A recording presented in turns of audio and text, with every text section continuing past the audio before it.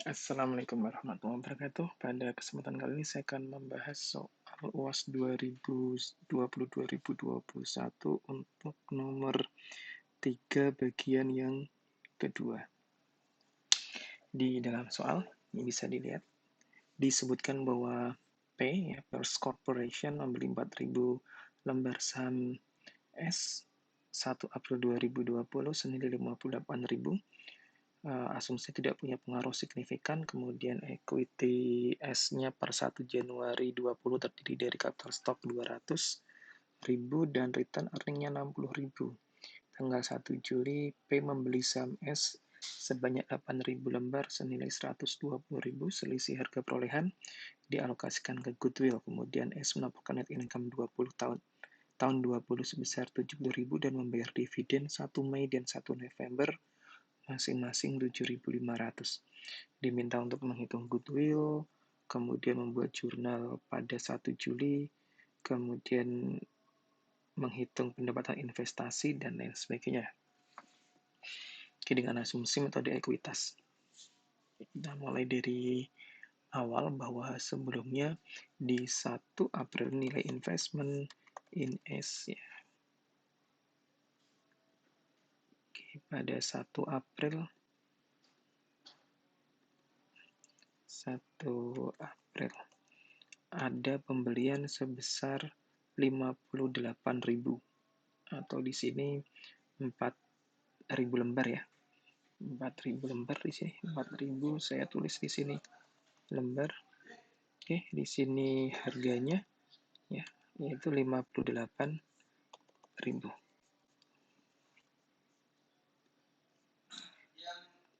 Kemudian ada tambahan invest lagi di 1 Juli. 1 Juli tahun yang sama, ya, 2020, nambah 8.000 lembar. Oke, dengan harga 120.000. Yang perlu diperhatikan adalah bahwa pada saat kita menghitung goodwill, berarti kita harus menghitungnya pada saat kontrol itu diperoleh. Jadi di sini pada saat kontrol diperoleh yaitu di 1 Juli 2020. Kalau kita lihat di sini bahwa capital stock dari S itu adalah 200.000 dengan parnya 10, artinya ada 200.000 dibagi 10. Jumlah lembarnya adalah 20.000, artinya pada 1 April P beli 4.000 dibagi dengan 20.000 lembar. Dan yang kedua di sini, sekarang pada 1 Juli dia beli 8.000 dibagi dengan 20.000. Nih, artinya totalnya sekarang kan punya 12.000.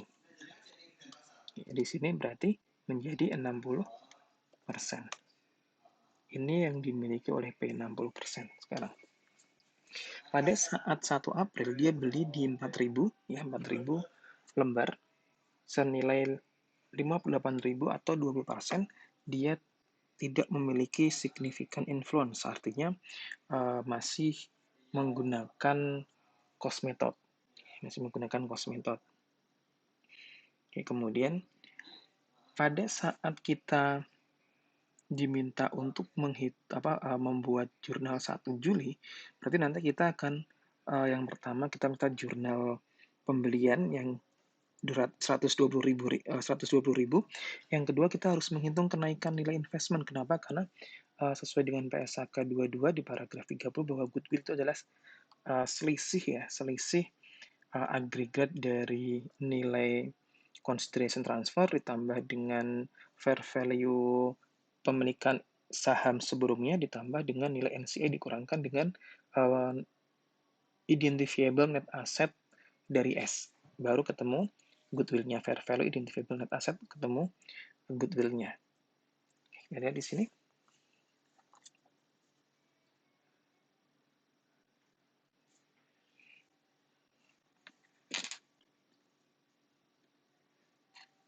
kita akan menghitung berapa goodwill-nya.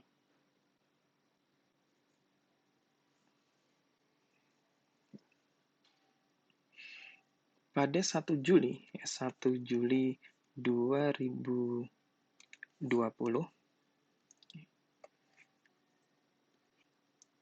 consideration transfernya adalah 120.000 ditambah fair value investasi sebelumnya. Bagaimana cara ngitungnya? Kita lihat. Nih, saya tulis di sini ya, fair value per lembarnya. Pada saat 1 Juli, belinya 120.000 untuk 8.000, berarti fair value-nya 120 dibagi dengan 8.015. Artinya, fair value investasi sebelumnya itu adalah 15 dikalikan dengan 4.000 lembar, 60.000. Artinya di sini, untuk yang pemilikan di 1 April, ya, invest 1 April, 1 April ya, invest 1 April, nilainya itu adalah 58, fair value-nya itu sebesar 60. Oke, berarti nanti ada kenaikan sebesar 2.000. Nanti kita jurnal. Jadi di sini tidak diketahui nilai NCA-nya, maka kita nanti pakai implied value. Kita jumlahkan dulu. Artinya ada 180.000 untuk dapat 60%. Sehingga implied value-nya adalah 180.000 dibagi dengan 0,6. Ketemu 300.000. Tinggal kita cari berapa book value pada 1 Juli. Saya pindah ke sini. Book value 1 Julinya berapa di sini? Book value 1 Januari. Di sini diketahui bahwa capital stock-nya 200, RE-nya 60, berarti ada 260.000 itu di 1 Januari, 260.000. Kemudian, setelah di sini,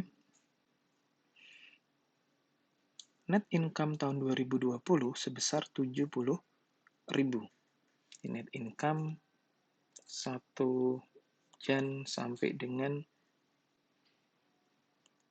1 Juli ya, 1 Juli.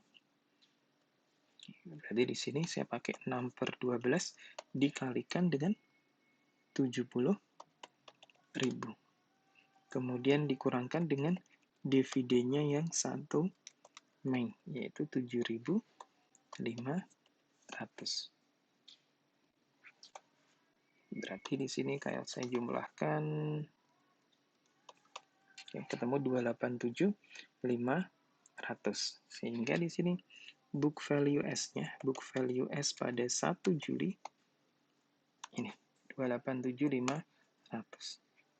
Sehingga goodwill-nya, karena dialokasinya langsung ke goodwill, 300 dikurangi dengan 287.500, ketemu 12.500.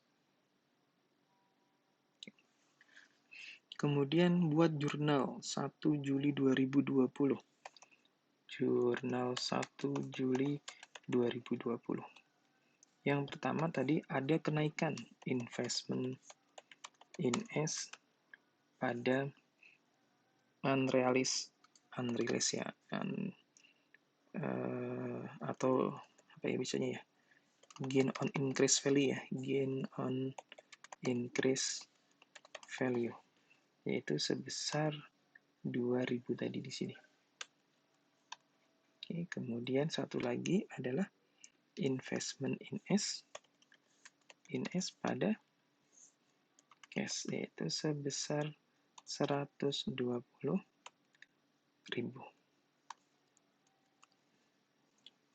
Ini pertanyaan A dan B sudah. Pertanyaan berikutnya, hitung pendapatan investasi P tahun 2020.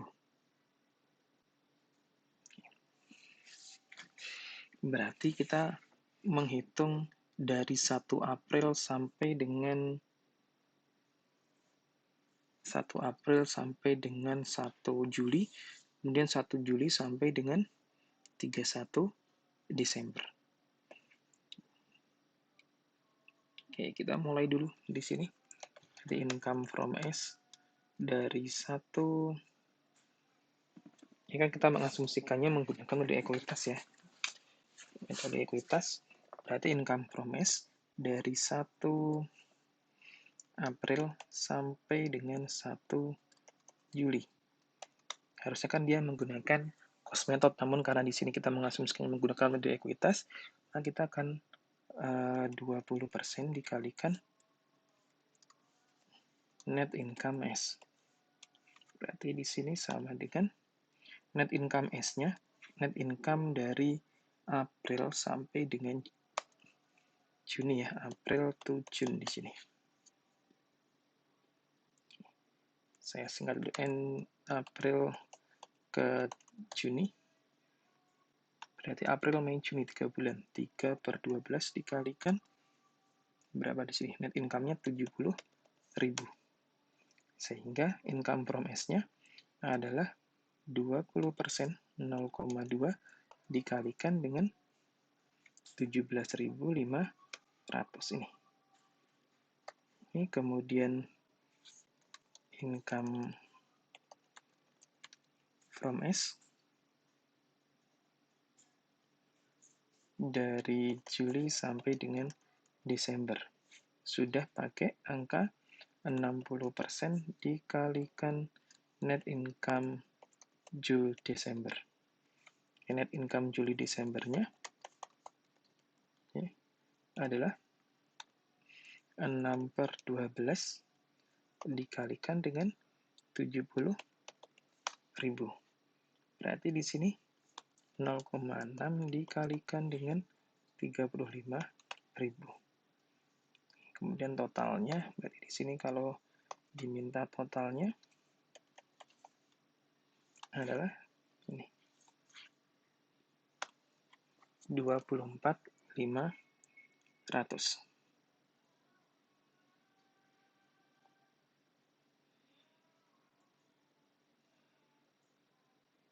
Kemudian kalau ditanya berapa nilai pre-acquisition income ya, pre-acquisition income kan berarti di sini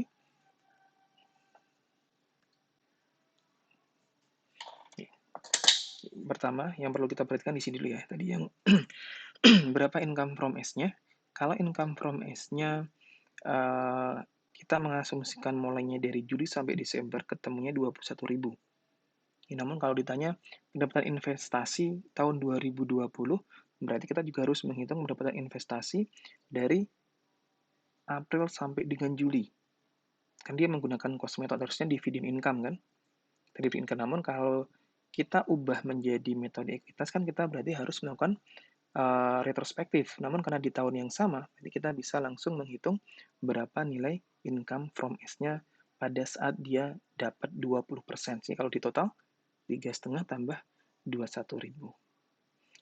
Kita mengasumsikan sekarang berapa pre-acquisition earning-nya. Pre-acquisition earning sekarang.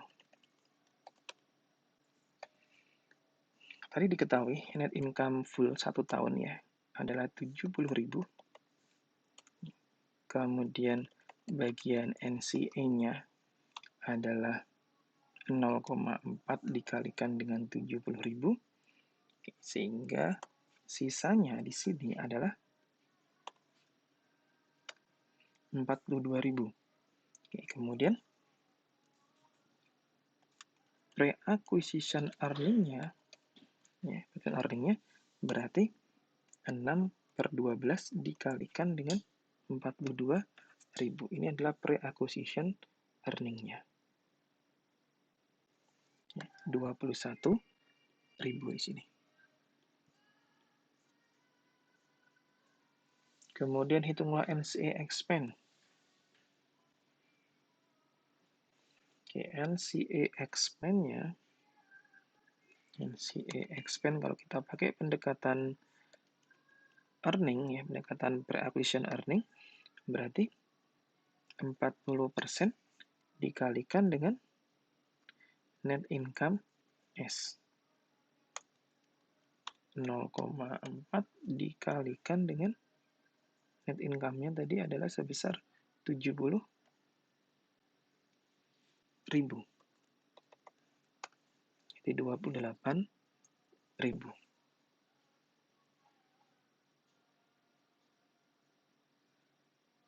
Oke, kemudian yang yang F di sini, hitunglah saldo investasi, silakan teman-teman untuk melanjutkan sendiri, tidak saya bahas.